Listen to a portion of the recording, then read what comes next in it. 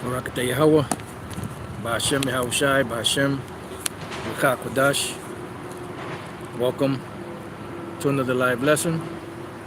The name of this one is What Should I Do? And this is centered around a question that a sister left on the comment board of the video that was done yesterday.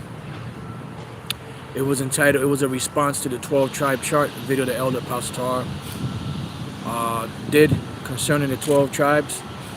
You know, there's always been a big controversy with that sign. The sister's name is Gianna Treyon. And this was a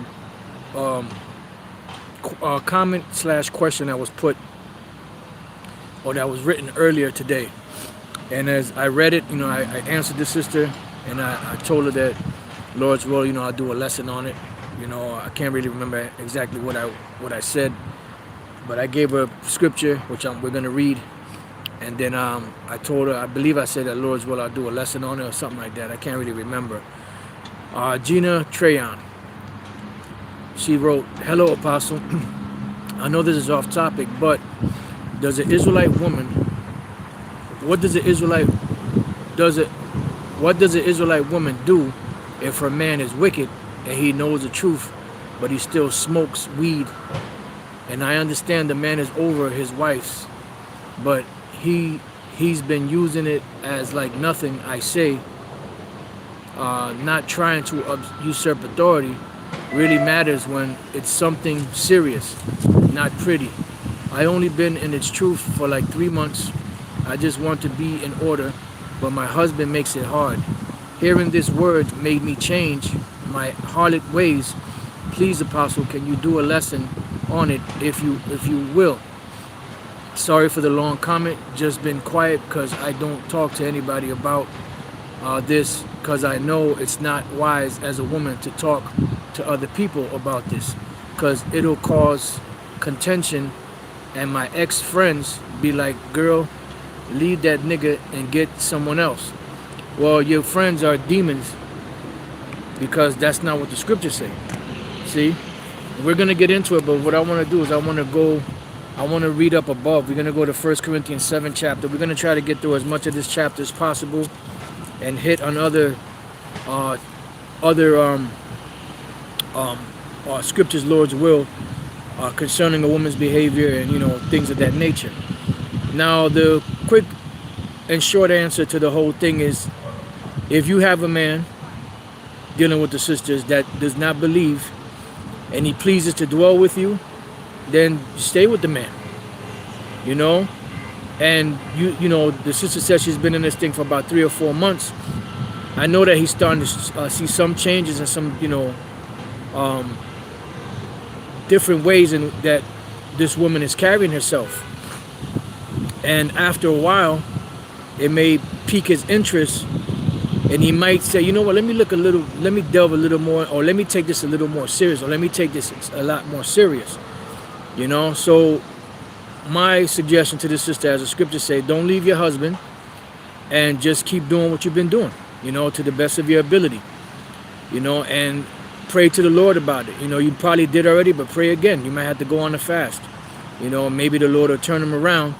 But if not, you know, as we read further down in Corinthians, you know, the Spirit might have you to save him, you know, just based off of you being a woman of the Lord, you know, because that goes on a lot. You know, you have Israelites that, you know, run into these women that have unbelieving husbands, whether they're Muslims or Christian or whatever they may be, and because those men are not in the truth, the individuals that call themselves in the truth say, hey, sister, you should leave that dude and just get with me, you know. I believe in it. That's wicked, man.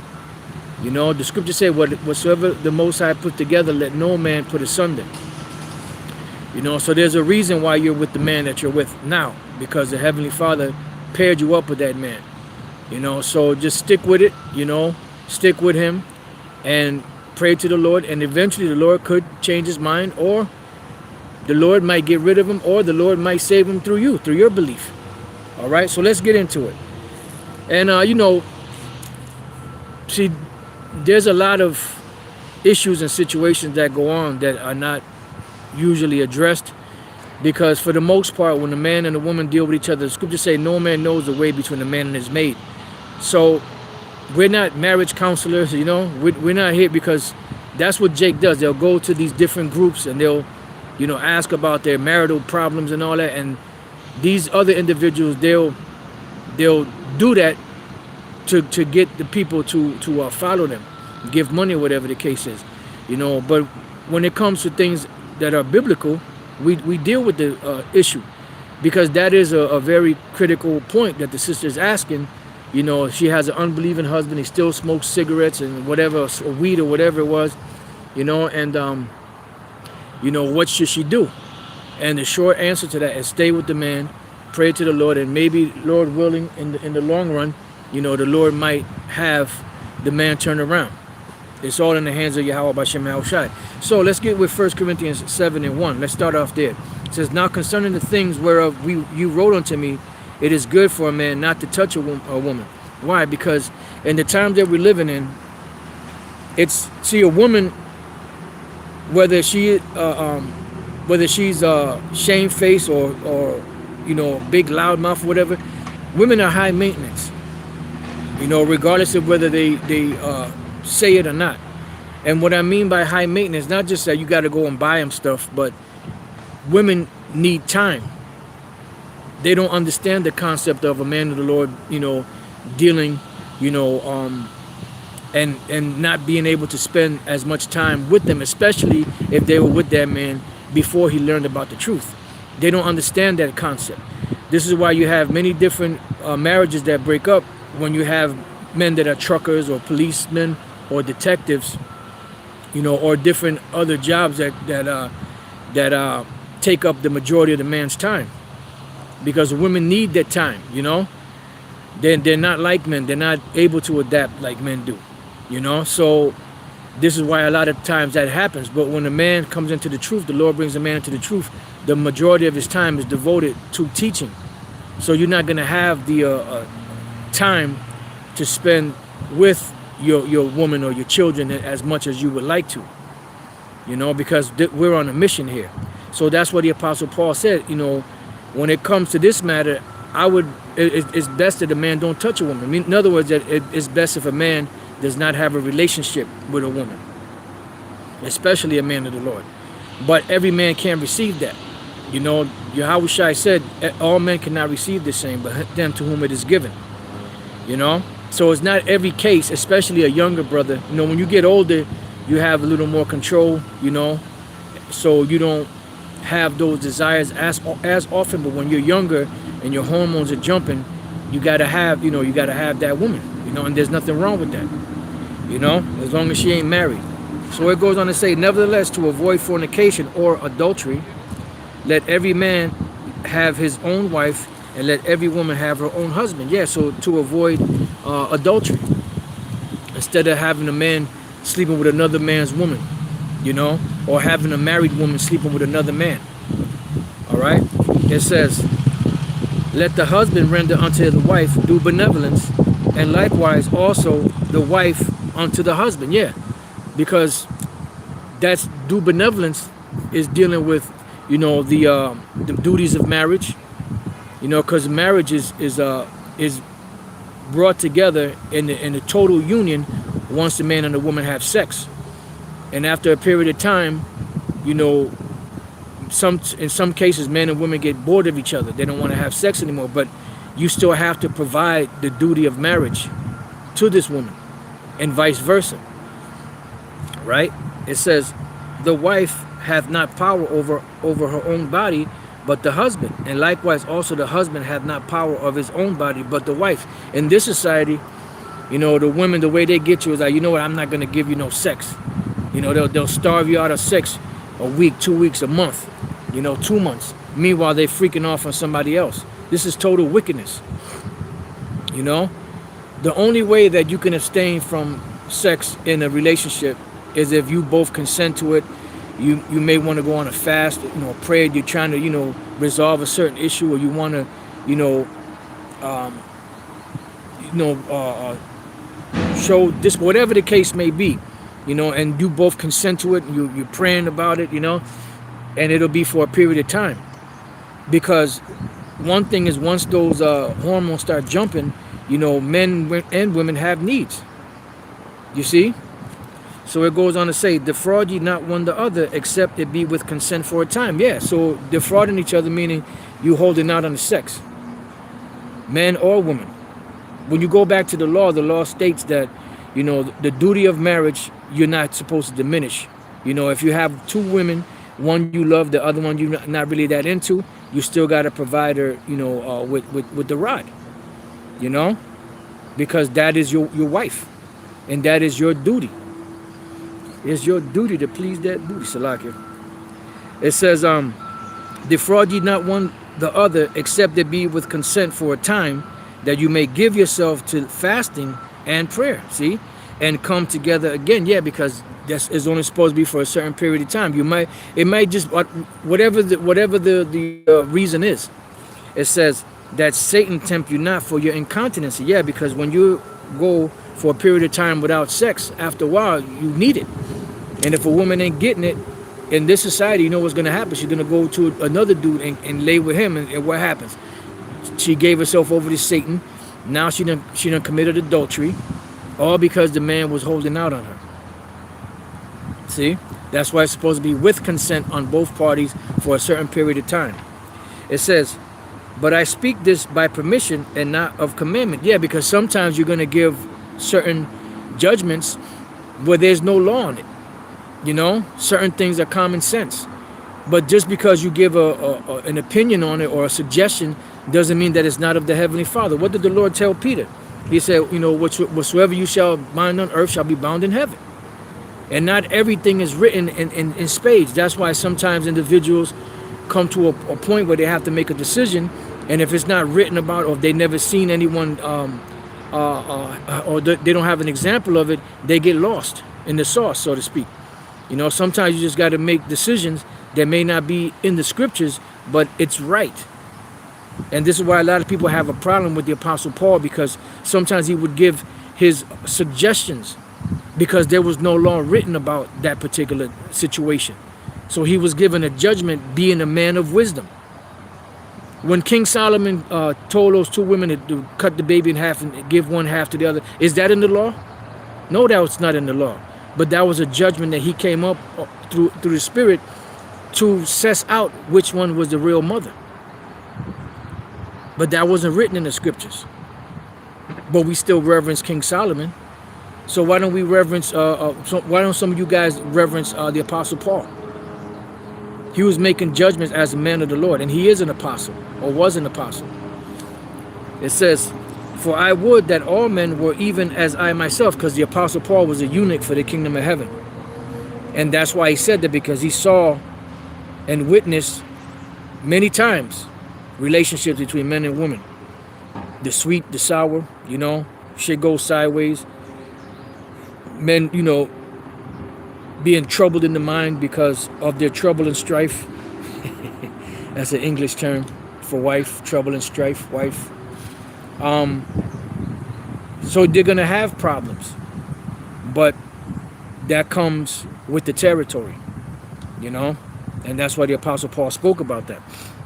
It says, for I would that all men were even as I myself, but every man hath his proper gift of the Most High. Yeah, so not everyone can do that.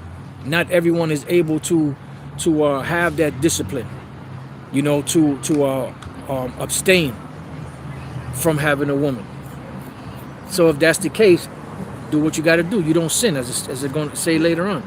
One after this manner, another after that. Yeah, because some men became eunuchs for the kingdom of heaven. Some men were made eunuchs by men because they might have went to war and got their private member cut off. You know, some men actually just made a vow to the Lord that they're not going to have sex with a woman till they get to the kingdom.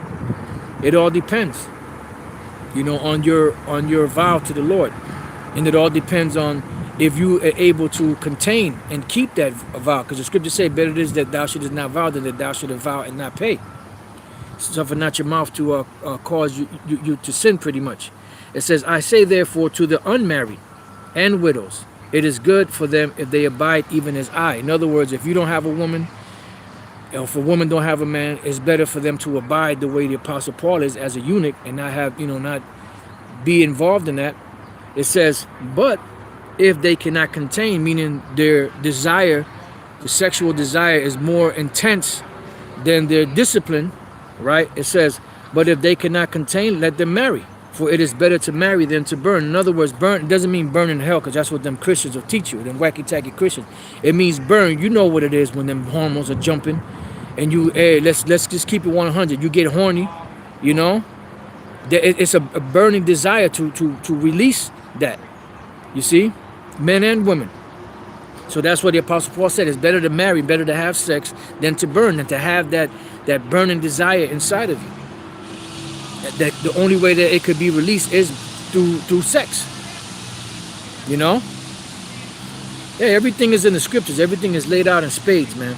It says, and unto the married I command. This is the ones that are engaged in a marriage. It's a man and a woman dealing with each other.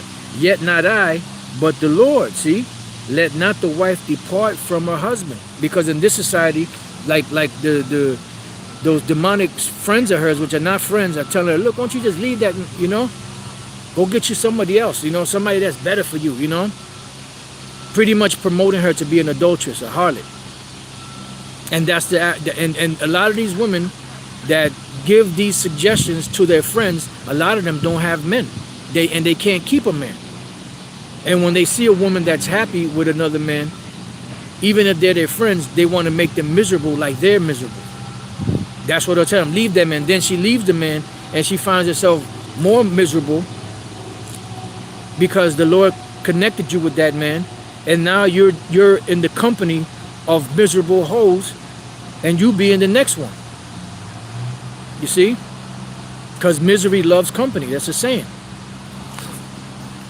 It says, and if she depart, let her remain unmarried. So if the woman leaves a man, she ain't supposed to be getting with another man, especially if that man is alive. The only way this woman is free from her husband, as it states in the law, as it states in the scriptures, is if the husband that she's with currently dies. That's when she's freed from the law of her husband, and she could go marry another man and not be a harlot or an adulteress. But if that man is still alive, she's not supposed to be dealing with no other man. So if you have this bullshit that Esau calls irreconcilable differences, where you can't be around each other anymore, guess what? The woman has to remain unmarried. She can't get with a man unless that man that she split from ends up dying. Then she's freed, and then she could go deal with another man. And as the Apostle Paul said, pretty much preferably someone in the Lord. All right? It says, but if she depart, let her remain unmarried or be reconciled to her husband. See? She's supposed to be reconciled to her husband, not go jumping on another rod, or as they call it, the cock carousel. And let not the husband put away his wife. Yeah. Because you had a lot of wickedness going on too with the men. They'll have a woman, they'll pop it and just throw it to the curb, making that woman become a harlot, because she's going to have desires afterwards. And this is why when we read in the book of 1 Timothy, the 5th chapter, this is the Apostle Paul giving judgment on widows. He said the best thing for a widow to do is, if she's over the 60 years or older, then she could devote her life to the Lord, Yahweh Shai. But if they're under 60, they shouldn't devote their life to the Lord, because under 60, women still have those, even over 60, women have those desires. But once you get to around 60, you have more control over your desires. But prior to that, especially young women in their 20s and 30s, their hormones are jumping constantly.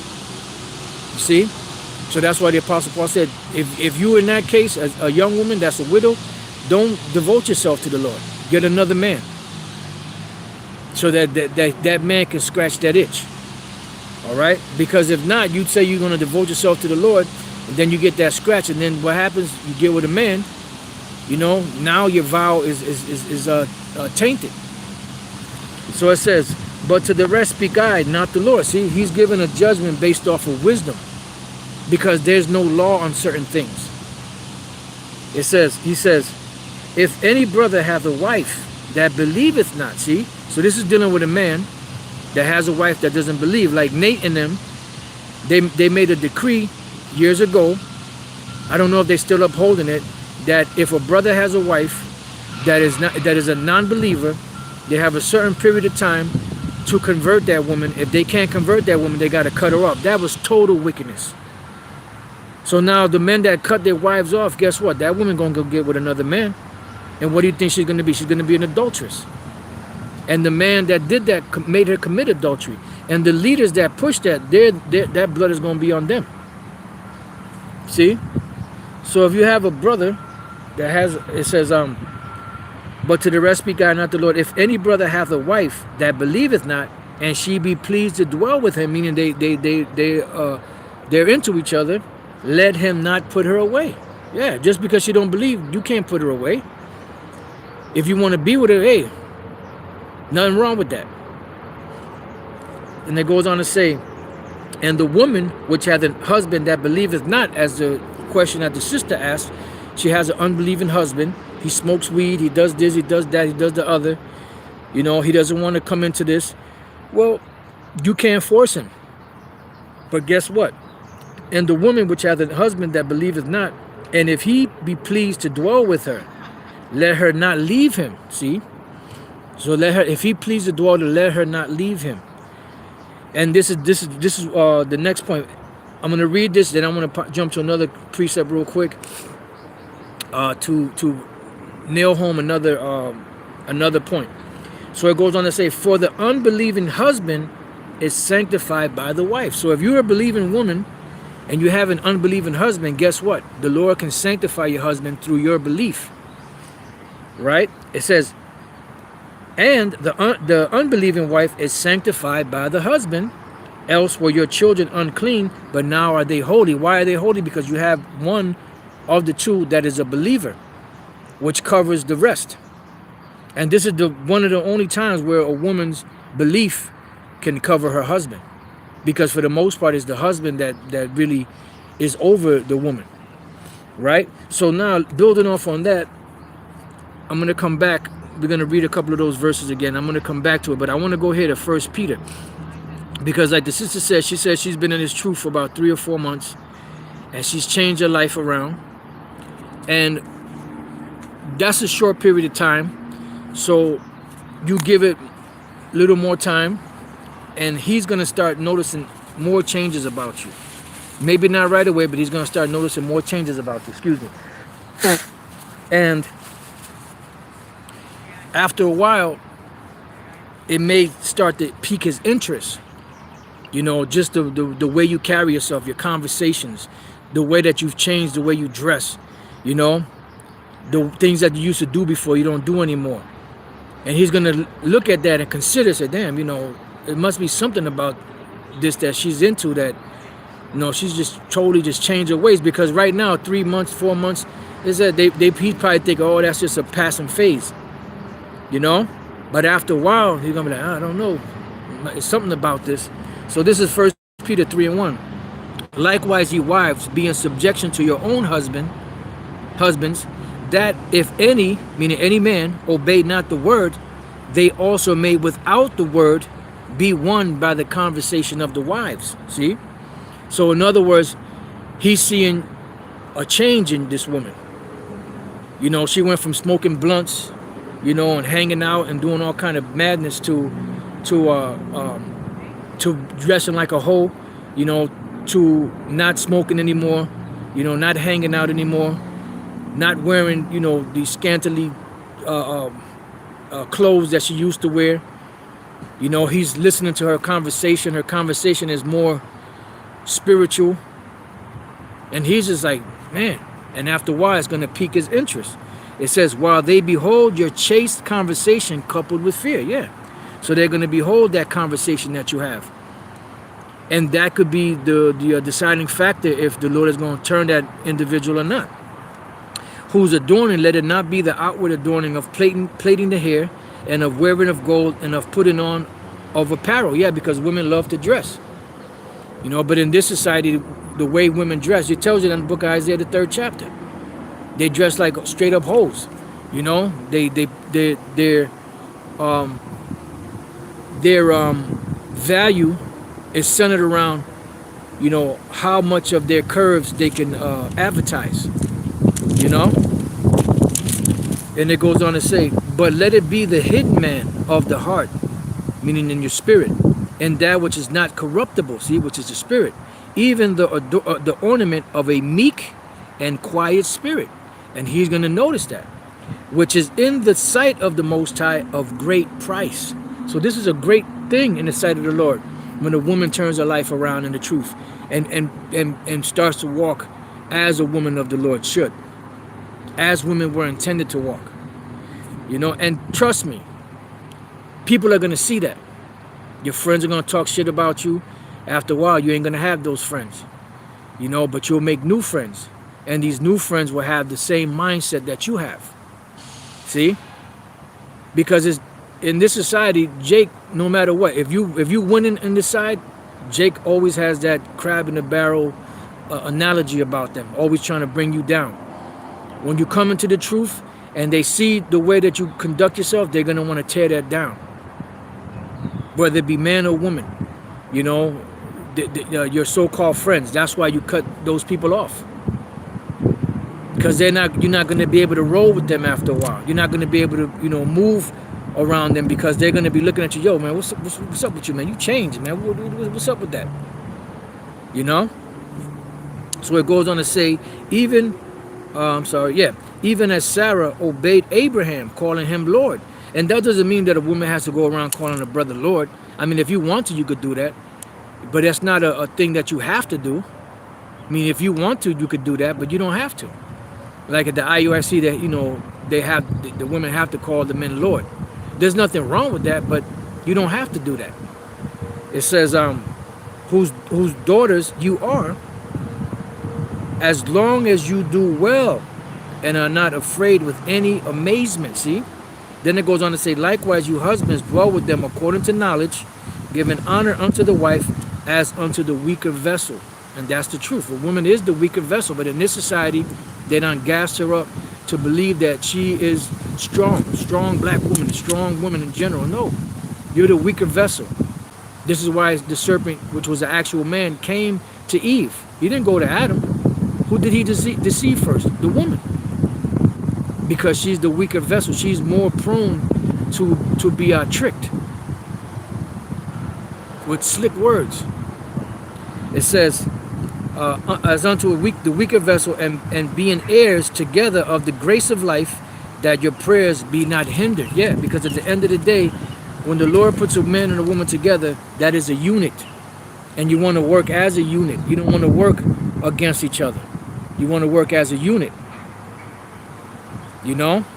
So let's go back to 1 Corinthians 7 and 12. But to the rest speak I, not the Lord. If any brother hath a wife that believeth not, and she be pleased to dwell with him, let him not put her away. See? Then it goes on to say, this is for the sister, and the woman which hath a husband that believeth not. And if he be pleased to dwell with her, let her not leave him. It goes on to say, for the unbelieving husband is sanctified by the wife, and the unbelieving wife is sanctified by the husband. Else were your children unclean, but now are they holy. Why? Because the Most High, which put that union together, whether the man believes or the woman believes, and the other one doesn't believe, the Lord put that union together, and he will make it holy. He will make it clean. It says, but if the unbelieving depart, let him depart. But if they want to leave, let them go. Because there's nothing that you could do about that. You know? So it goes on to say, a brother or a sister is not under bondage in such cases, but the Most High hath called us to peace. For what? Now listen to this. It says, for what knowest thou, O wife, whether thou shalt save thy husband? It says, or how knowest thou, O man, whether thou shalt save thy wife? Because remember, the sanctification comes through the believing partner, whether it be the husband or the wife. And the unbelieving wife or the unbelieving husband can be saved through the believing husband or the believing wife. It says, but as the Most High hath distributed to every man, as the Lord hath called everyone, so let him walk, and so ordain I in all churches. Yeah. Because you can't just have women just leaving men and men just leaving women, because that creates a confused situation. You know, that's nothing but straight up abominable adultery, man. And that goes on a lot in these Israelite, these different Israelite groups. Have a lot of dudes popping chicks and just kicking them to the curb. You know? Now, if you happen to get with a woman, she's just a straight up demon, and she's trying to pull you away from the truth, and no matter what you try to do to try to work with the woman, she's just impossible, and you gotta move on, because it's a detriment to the health of your spiritual health. Then hey, you gotta do what you gotta do. But that's a decision that you have to make, because at the end of the day, whatever decisions you make is a decision that you have to live with. And that's why shouldn't be no men out there trying to give advice to a brother how to deal with his woman, or to a woman how to deal with her man, because that's straight up out of order. No man knoweth the way between a man and his maid. That's their business. Because you could say, oh brother, do this, that, and the other, and then he end up reconciling with the woman, and guess what? You're gonna just be sitting out like this, you know. Leave them situations alone. If you're involved in something like that, leave that shit alone. I hope nobody's in GMS is involved in that, because if we get wind of it, man, there's gonna be problems. It says, is any man called being circumcised? Let him not. This going into something else. Let's jump down to the hold on for a second. Let's jump down to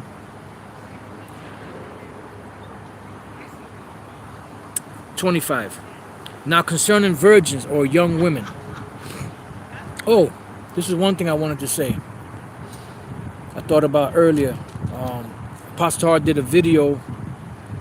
I'm trying to think of the name of the video. Our elder Pastor Hart did a video in where he mentioned the woman that was brought to King David.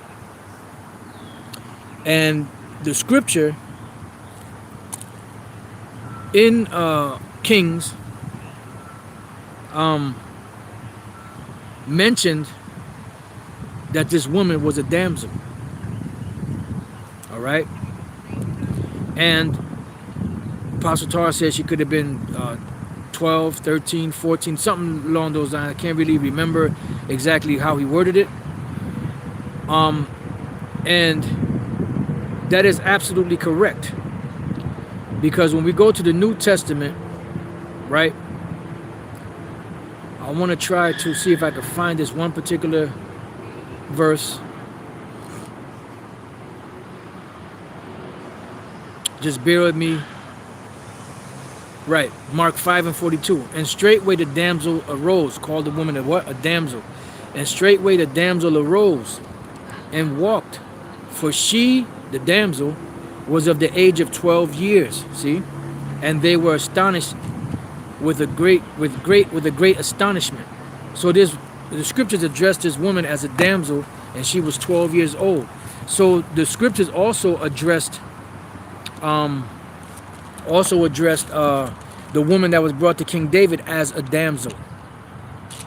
So she was about 12 years old. Let's just go to Mark 5:42, see what that says. All right, for you guys that get your panties in a bunch because an older man, deals with a younger woman. Your mind is all messed up, man. Your mind's not right. The old Lahabian proverb. All right, let's see what this says for damsel here. Damsel.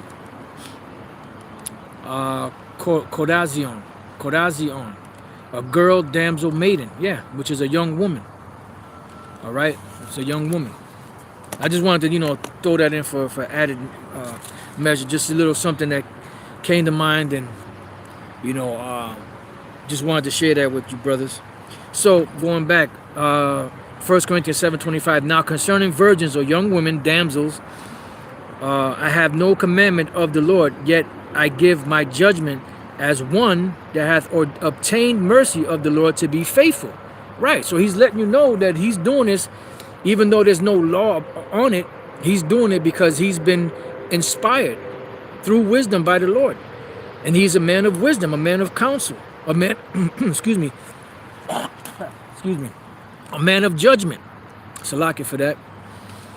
All right. It says, I suppose, therefore, that this is good for the present distress. I say that it is good for a man so to be. In other words, to be without a woman.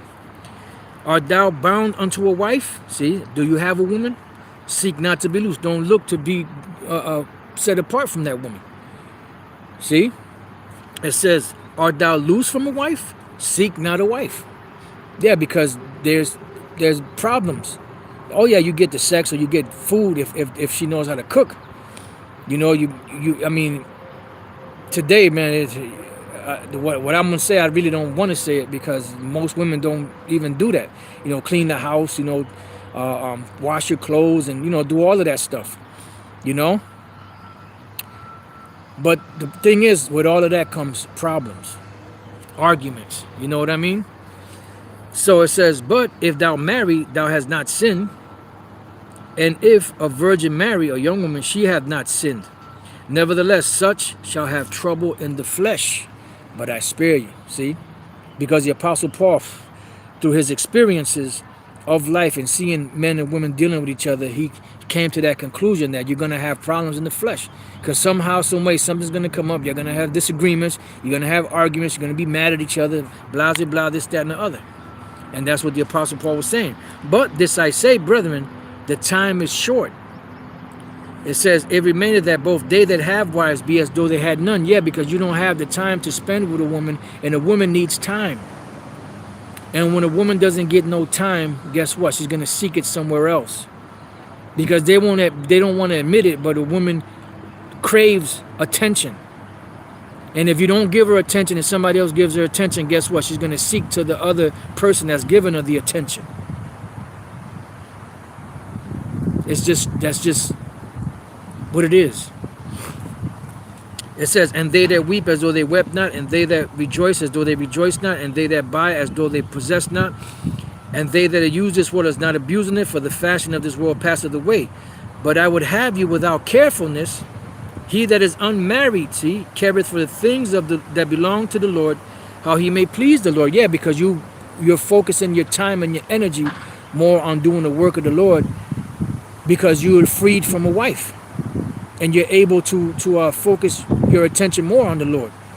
But as the Apostle Paul said, if you're married, you know, you ain't doing that wrong, you ain't sinning, but you know, you're not going to be able to devote, you know, all of your time to the Lord, because there's going to be some times where you're going to have to devote to your wife.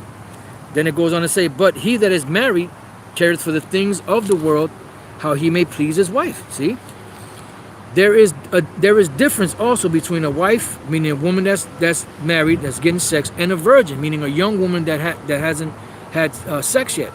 The unmarried woman careth for the things of the Lord. See, that she may be holy both in body and in spirit. But she that is married careth for the things of the world, how she may please her husband. Yeah, because vice versa. That's why the Apostle Paul said of the young widows not to devote their life to the Lord until they get to the age of 60 and over. Because you're still going to have those desires. It says, and this I speak for your own profit, not that I may cast a snare upon you or a trap upon you, but for that which is comely, and that you may attend upon the Lord without distraction. Yeah. But there's a way to go about it. It says, but if any man think that he behaveth himself uncomely towards his virgin, if she pass the flower of her age, because men and women were promised to each other, and if she pass the flower of her age, meaning she gets her period, and need so require, meaning need sex, let him do what he will, he sinneth not. Let them marry, let them have sex. Because now she's a woman now. But in this society, they call people pedophiles, they call them this, that, and the other. Because the Western mind is fucked. You know? It's clogged up and calcified with this modern way of thinking. You know? Because when you go to the East, there's still people over there that practice some of these ancient customs. And they don't have a problem. If you talk to them, they're not going to get their panties in a bunch and start, calling you all kinds of names. What's wrong with you? You were brought up wrong. No, they're not going to talk like that because they have these customs and traditions and laws that go back to the ancient world. Unlike this raggedy ass demonic system in the West. It says, nevertheless, he that standeth steadfast in his heart, having no necessity, like the Apostle Paul, but hath power over his own will. See, your desires, your will. Have that discipline, and have so decreed in his heart that he will keep his virgin, doeth well. Right. So in other words, he's just gonna be a eunuch. It says, so then he that giveth her in marriage doeth well, but he that giveth her not in marriage doeth even better. Or doeth better. Why? Because he will serve the Lord without distraction. But every man cannot receive the same. It says, the wife is bound by the law as long as her husband liveth. See? But if her husband be dead, she is at liberty to be married to whom she will, only in the Lord. Because if you have an unbelieving husband and he dies, if you desire to be married again, or have a man, it'd be better for you to have a man in the Lord, instead of just going out and get with another unbeliever. Okay? It says, but she is happier if she so abide after my judgment, and I think also that I have the Spirit of the Most High. That's right. And that's why he was able to give certain decisions like that. But you have people that have a problem with the Apostle Paul. They don't believe in the majority of his letters, because some of them, are mad because they can't have long hair. Some of them are mad because they can't cover their head when they're speaking, or whatever the excuse may be that they use to not want to deal with the writings of the Apostle Paul. And the Apostle Paul was inspired directly from Yahushua himself. Yahushua came and converted him himself. So who the hell are you? All right, so you know what? I was going to hit a few other points as far as duties of a woman. But we've done lessons on that, and Lord's will, I could do another lesson on that. But this is just to answer the sister's question. Matter of fact, I'll read the question one more time and close out with that. She wrote, hello, Apostle. I know this is off topic, but what does an Israelite woman do if her man is wicked and he knows the truth, but he still smokes weed? And I understand a man is over his wife, but he's been using it as like nothing I say, not trying to usurp authority, really matters when it's something serious, not pretty. I only been in this truth for like 3 months. I just want to be in order, but my husband makes it hard. Hearing this word made me change my hearted ways.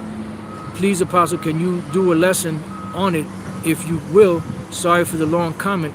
Just been quiet because I don't talk to anybody about this, because I know it's not wise as a woman to talk to other people about this, because it'll cause contention, and my ex-friends be like, girl, leave that, and get someone else.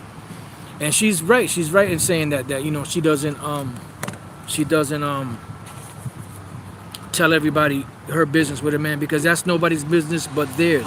And this is why a lot of women have issues and problems, because they go and they tell their business with their man to their friends, and their friends give some bugged out opinion, and then the woman ends up breaking up with her husband, and then she ends up being miserable because she listened to some clowns that don't have a man.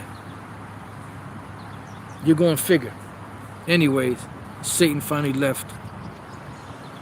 They took over the spot I usually sit at. Now they finally left, 2 demons. So like, I'm just thinking out loud. This is the book of 1 Timothy, chapter 5, verse 11. But the younger widows refuse, for when they have begun to wax wanton against Yahushua, they will marry, having damnation, because they have cast off their first faith. And this is the point here. And with all, they learn to be idle. And that's the worst thing that a woman can have, is too much time on her hand. This is why they take care of the house and the cooking and the cleaning and the babies, because that filled their time. These women today, they do nothing but just roam around aimlessly. That's what the scriptures say, give not a wicked woman liberty to gad abroad. It says, and withal they learn to be idle, wandering about from house to house. It says, and not only idle, but tattlers also, and busybodies. The Lord hates a busybody and a tattler. And what's a tattler? She's telling her their business about the man and this, that, and the other. You know, then her and the man get cool again, and now everybody's talking shit about your man because you didn't have the discipline to keep your goddamn mouth quiet, you know, about that situation. You know? It says, speaking things which they ought not. See?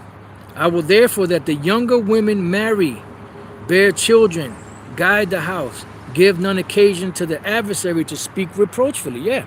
Because when you do that, you cause strife, contention, unnecessary matters. It says, for some are already turned aside after Satan, and the majority of these women are already turned aside after Satan. Satan got them right in the palm of their hands like he wants them. But the sisters that are trying their best that they can, he's trying to get them. And none of us are perfect. Just do the best that you can and hope for salvation, just like we are. That's just like we're doing. And that's pretty much it on that. So I'm going to end it off there.